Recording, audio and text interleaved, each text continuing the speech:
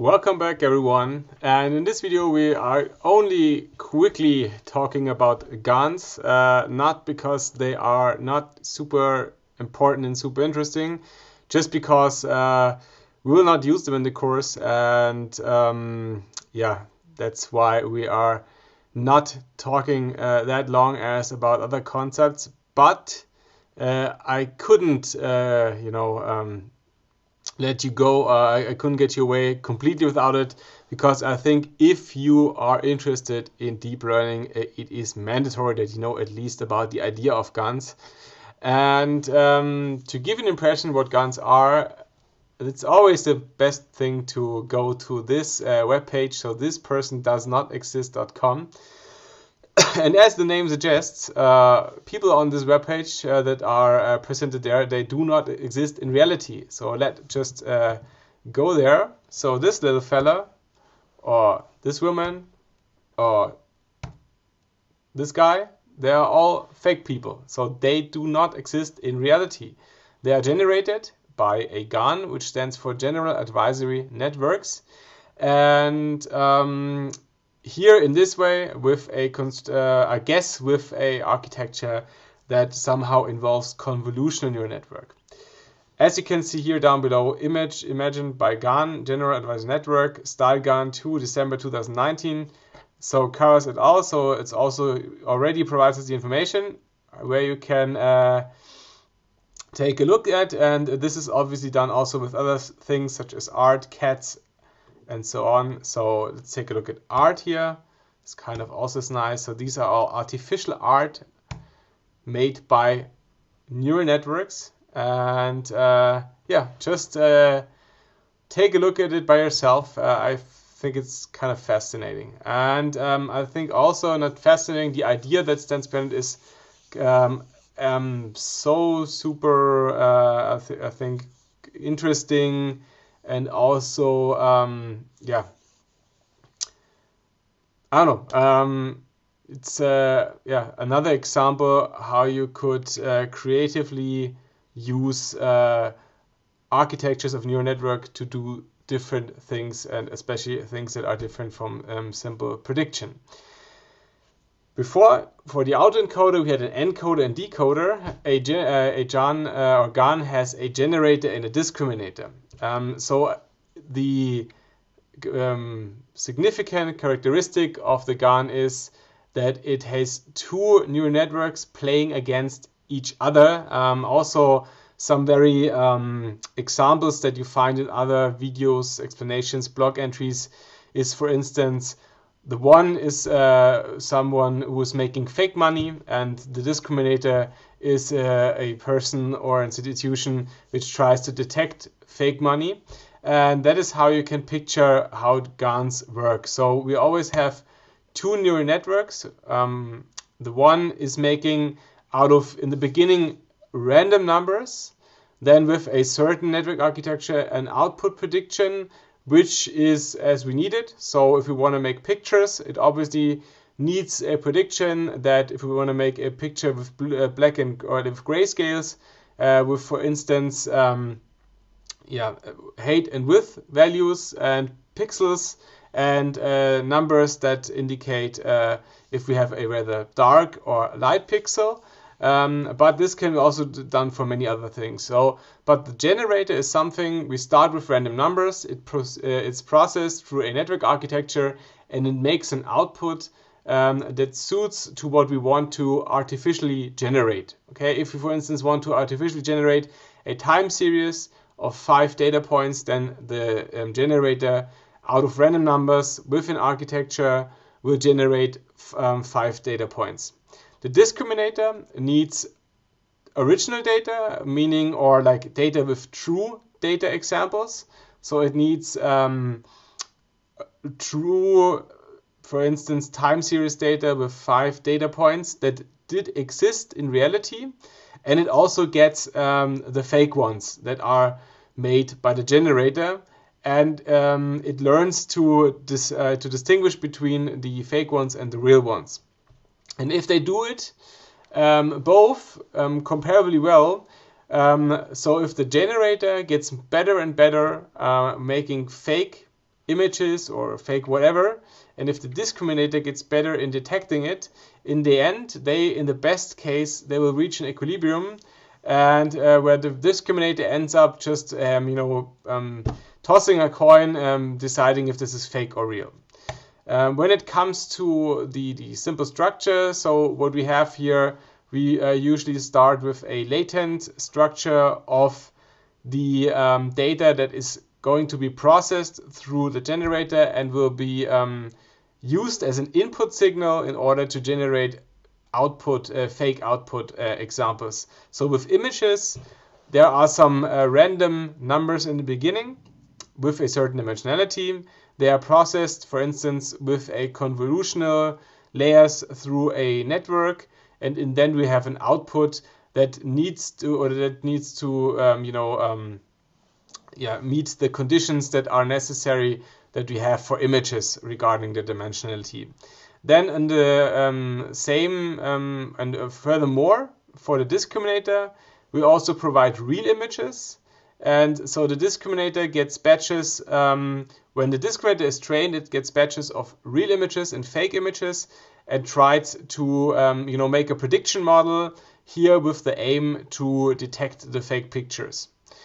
The most important aspect in training a GAN is that we do this sequentially, and in one step we train the generator and freeze the weights or the parameters of the discriminator, and in the next step we freeze the weights of the generator and train the discriminator.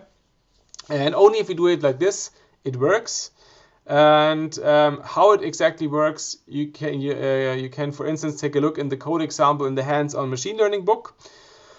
And for instance, for the image classification data set, this is like the original images.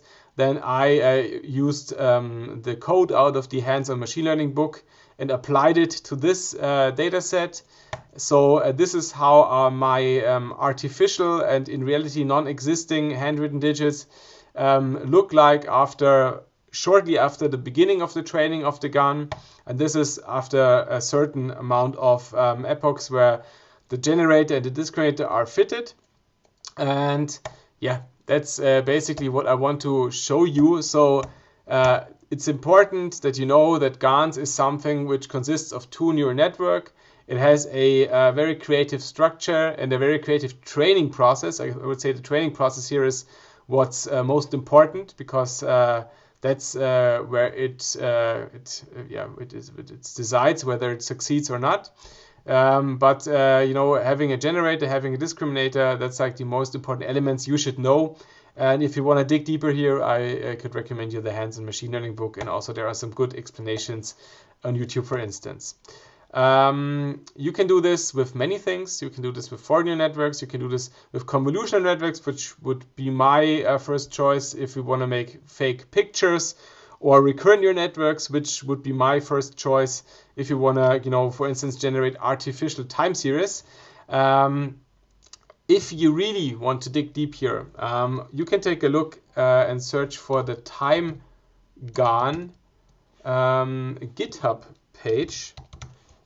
I hope that works, because there are people who already succeeded in making, for instance, a general advisory network which is able to learn from original time series data, for instance from financial data, and then generate artificial financial time series data, which obviously is similar to the original time series data. You may wonder, why the hell should we do something like this? But this could really be very beneficial when we train models. Because especially, for instance, assume we have a single stock we're interested in, okay? And typically we can observe the behavior of a stock development over a certain period of time. But that's it, okay? So I don't know, already 2,500 data points, which is not much to train models, is approximately 10 years of daily data. So we have not much data, and basically we only have one possible development over time in this world here. So it would be really good for our model to have further developments over time that kind of are similar, so realistic, and that can be used for training models, because models aim to generalize. And very likely the future is not identical to what we had in the past when it comes to stock market development, for instance. So we want our model to not only be trained on a specific development over time, we want it to be trained on possible development over time, which aim to exhibit similar behavior as we already have for the realistic scenario that we observed for over time. So that is why it could be beneficial if we would be really able to generate artificial developments of stock market assets over time. And we could then, if we succeed here, then these artificially generated developments over time could be further used to train models and stabilize the models, because we have more data observations. More data always means the variation in our estimates that come from the model typically gets less, which is beneficial. And that would be a highly interesting application of time GANs, for instance, in the financial area. Furthermore, for instance, if you have been to my other course, Artificial Intelligence in Finance, this could be used, so artificial samples of certain financial developments over time could also be used to train an artificial agent, learn something about what happens on stock market if it makes certain decisions.